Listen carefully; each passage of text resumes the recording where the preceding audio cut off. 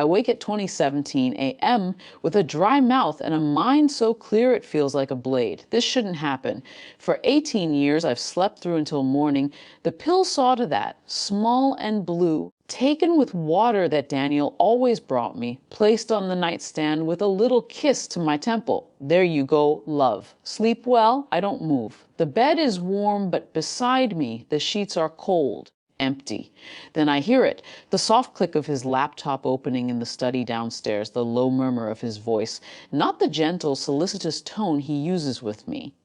This one is different, eager, conspiratorial. I get up. The floorboards are cold. I stand in the hallway, just out of sight.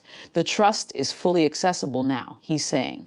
Her compliance has been consistent. Another 6 months, easily, before we need to restructure anything. A pause, then a low laugh. No, she doesn't suspect a thing. She barely remembers her own name in the mornings. I stand there in the dark, and something inside me goes very, very still. Cute.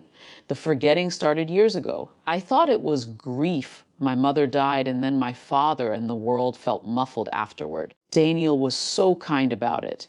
When I misplaced my keys, he found them. When I forgot appointments, he rescheduled. When I couldn't recall a conversation we'd had the night before, he'd smile that gentle smile and say, "You were tired, love. Don't worry about it." I worried anyway.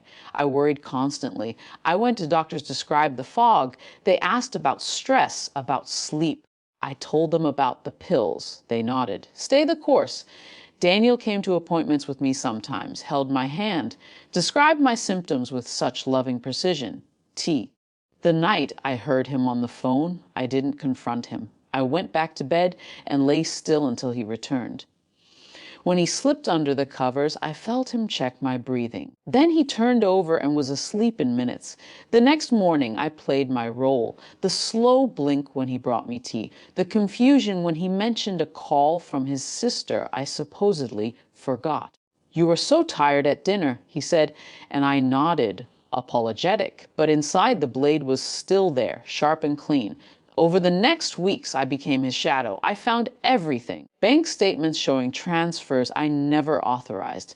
Emails to a financial advisor I'd never met. A hidden folder with screenshots from an online forum where usernames traded advice on managing anxious spouses and protecting assets from emotional decision making. His username was Caregiver 2020.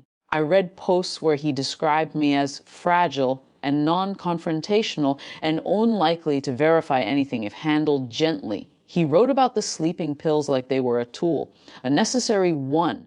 Consistency is key, he told someone. She trusts the routine. I didn't cry.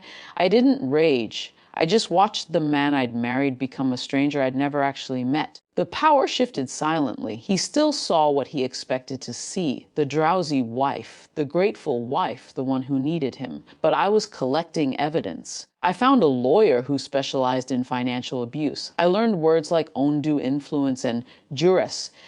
I practiced saying them in my head until they felt like mine. The fog was gone. Had been gone since that first sleepless night. I wondered sometimes if the pills had caused it, or if I'd simply believed him when he said I was confused. Maybe both. Maybe it didn't matter anymore. I chose a Tuesday afternoon. He was at his desk reviewing files. I walked in and placed a single sheet of paper in front of him. It wasn't long, just dates, amounts, and a printed screenshot of Caregiver 2020 explaining how to maintain consistency. He looked at it, then up at me. For 1 second, his face was completely blank. Then he smiled, the gentle smile, the one he'd used for 18 years. "Sweetheart, what is this? You're confusing. The sleeping pills?" I said. My voice was steady. I hadn't heard it sound like this in almost 2 decades. "We need to talk about what happens next." I sat down across from him. "I've already spoken to a lawyer. This isn't a conversation, it's a notification." His smile didn't fall. It just stopped meaning anything, like a light switched off behind his eyes. "You don't understand," he started. "I understand everything," I said. "I've understood for 6 weeks. I've just been waiting for you to catch up." The divorce was quiet, clean. The evidence spoke for itself. I didn't want revenge. I just wanted him gone. and for the money that was mine to come with me. It did. Now I sit in my garden on a Tuesday afternoon. The house is smaller, quieter. Sometimes I still catch myself reaching for a pill at night out of habit. But I don't need them anymore. Haven't since that first sleepless night. I'm not happy. That's not the right word. I'm something else. Something I haven't been in years. I'm awake. And every morning when I wake up and the bed beside me is empty, I don't feel lonely. I feel free.